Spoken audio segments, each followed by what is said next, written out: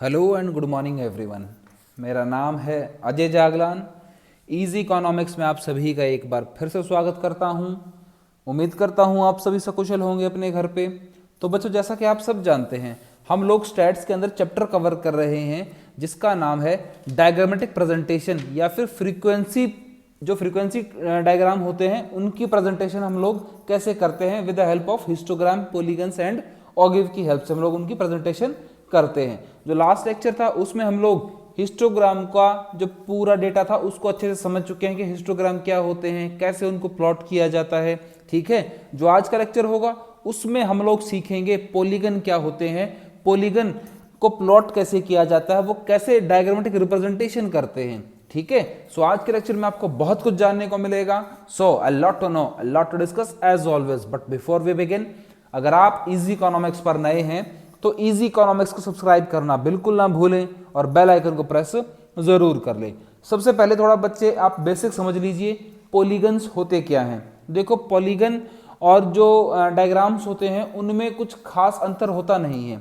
जैसा हमारे पास डेटा होता है सेम उसी टाइप के कॉलम यहाँ पर बनते हैं। ठीक है, जो आप लोगों ने हिस्टोग्राम्स देखे थे या फिर जो बार डायग्राम हम लोग बनाते थे उसमें और इनमें कोई खास फर्क होता नहीं है। यहाँ पर हम लोग सेम वैसे ही कॉलम बनाते हैं। ठीक है, और उन्हीं कॉलम का जो सेंटर पॉइंट होता है, पीक पॉइंट होता है, उन पॉइंट्स को हम लोग आपस में जोड़ देते हैं। सिर्फ यहाँ पर ये नया काम होता है कि उनको आपस में जोड़ दिया जाता है। ठीक है, वो जोड़ा कैसे जाता है, वो पॉइंट बनाए कैसे जाते हैं, उनको प्लॉट कैसे किया जाता है, वो आपको मैं अच्छे से समझाऊंगा यहाँ पर। तो हम लोग जानते हैं पॉलीगन क्या होते हैं। कहता है polygon is an another form of diagrammatic presentation of data. एक और फॉर्म है जिसमें हम डायग्राम को प्रेजेंटेशन करते हैं। It is formed by joining mid point of the top of all rectangles in histogram. कि जैसे ही हम लोग हिस्टोग्राम प्लॉट कर लेते हैं तो हिस्टोग्राम को प्लॉट करने के बाद उन सब के जो टॉप पॉइंट्स होते हैं, ठीक है, उन सब के जो टॉप पॉइंट्स होते हैं उनको आपस में जोड़ देते हैं। ठीक है, उन सबको जितने भी हम लोगों ने कॉलम्स या हिस्टोग्राम बनाए हैं ना, उन सबको आपस में प्लॉट कर दिया जाता है या उन सबको आपस में ज्वाइन कर दिया जाता है। ठीक है, आगे कहता है कि however a polygon can be drawn even without constructing histogram. कहता है कि हम लोग बिना हिस्टोग्राम के भी पॉलीगन को कंस्ट्रक्ट कर सकते हैं, पर हिस्टोग्राम की हेल्प से क्या हो जाता है कि पॉलीगन जब भी क्रिएट करते हैं हम लोग, थोड़ा इजी हो जाता है हमें उसको अच्छे से समझने के लिए और अच्छे से उसको प्लॉट करने के लिए। जैसे अब कैसे करते हैं वो आपको मैं दिखा देता हूँ। यहाँ पर देखो जरा आप लोग, हमारे पास एक इलस्ट्रेशन है, उसको हम लोग देख लेते हैं। हमारे पास कुछ मार्क्स हैं और कुछ नंबर ऑफ स्टूडेंट्स हैं कि कितने नंबर ऑफ स्टूडेंट्स ने कितने कितने मार्क्स स्कोर किए हैं। ठीक है, कहता है 0 से लेके 10 मार्क्स के बीच में 5 स्टूडेंट ऐसे हैं जिन्होंने मार्क्स सिक्योर किए हैं। उसके बाद 10 से लेके 20 के बीच में 10 स्टूडेंट्स ऐसे हैं, 20 से 30 के बीच में 13 हैं एंड सो ऑन। मतलब आपके पास जो बेस लाइन है सबका डिफरेंस 10-10 का है। ठीक है, एक्स एक्सिस से सबका डिफरेंस 10-10 का इंटरवल है सबके बीच में। जो उनके पीक पॉइंट होंगे वो कुछ इसी प्रकार से बनेंगे, 5, 10, 15, 20, 12, 8, 5 का। ठीक है, पर उनको हम लोग पॉलीगन में कन्वर्ट कैसे करेंगे वो आप लोग देख लेना। कहता है देखो, यहाँ पर हम लोग जब भी जैसे हम लोगों ने डायग्राम बनाया, डायग्राम पे देखना आप लोग, वाई एक्सिस पर है हमारे पास नंबर ऑफ स्टूडेंट्स और एक्स एक्सिस पर हमारे पास जो मार्क्स हैं। अब 0 से 10 के बीच में 5 बच्चे ऐसे हैं जिन्होंने 0 से 10 के बीच में मार्क्स सिक्योर किए हैं। यहाँ पर एक जी पॉइंट है, जो सेंटर पॉइंट था, टॉप पॉइंट था 5 वाला, उसको हमने एक जी पॉइंट दे दिया। उसके बाद 10 से 20 के बीच में 10 स्टूडेंट्स ऐसे जिन्होंने मार्क्स सिक्योर किए हैं 10 से 20 के बीच में, उनको हम लोगों ने पी पॉइंट दे दिया। ऐसे ही हम लोगों ने आई, ए, बहुत सारे पॉइंट्स हम लोगों ने यहाँ पर दे दिए हैं। ठीक है, तो क्या हुआ, आप सिर्फ जो ये लाइन है जिससे हम लोगों ने पॉइंट सबको सारे पॉइंट्स को आपस में जोड़ा है, इसको हटा देना। यहाँ पर आप उसको उसके अलावा देखना, ये सब आपके पास यहाँ पर एक हिस्टोग्राम ही तो है।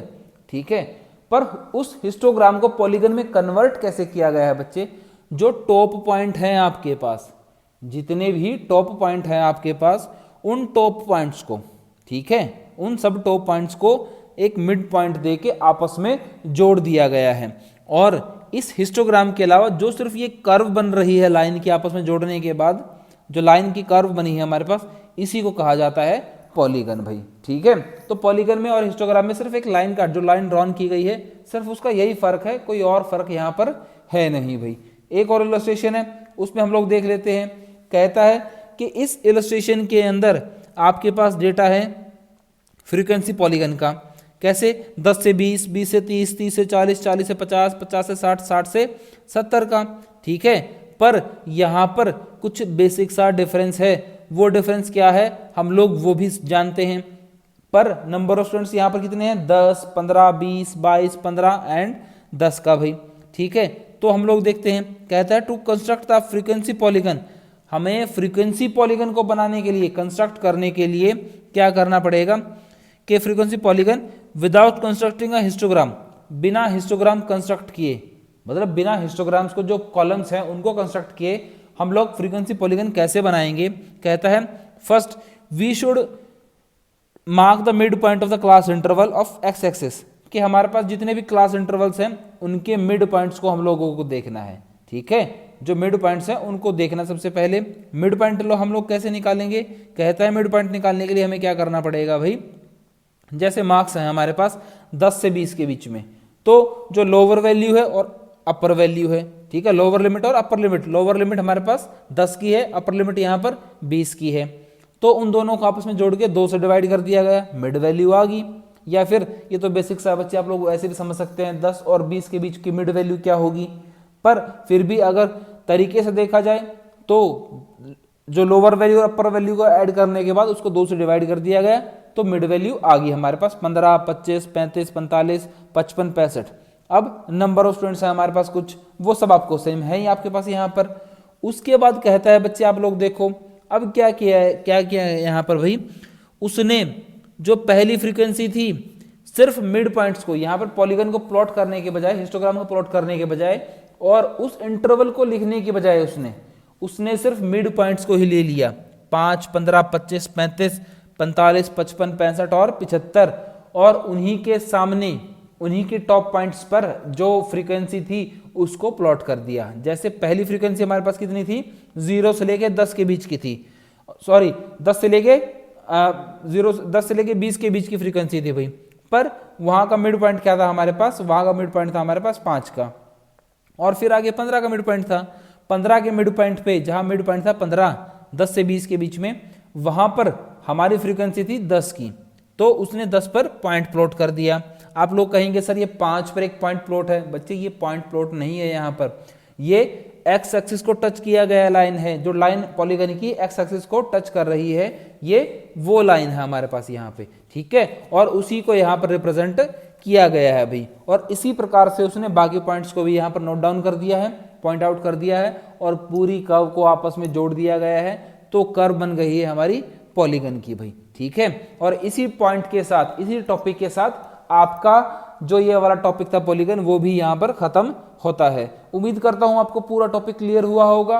और याद रखना इसके बाद एक ऑगिव का टॉपिक और रहता है, उसके बाद आपका ये वाला चैप्टर भी कंप्लीट हो जाएगा। उम्मीद करता हूँ आपको पूरा लेक्चर क्लियर हुआ होगा। फिर भी कोई डाउट है या कोई क्वेरी है तो मुझे कमेंट सेक्शन में लिखना बिल्कुल ना भूलें। थैंक्स फॉर लिसनिंग एंड जय हिंद।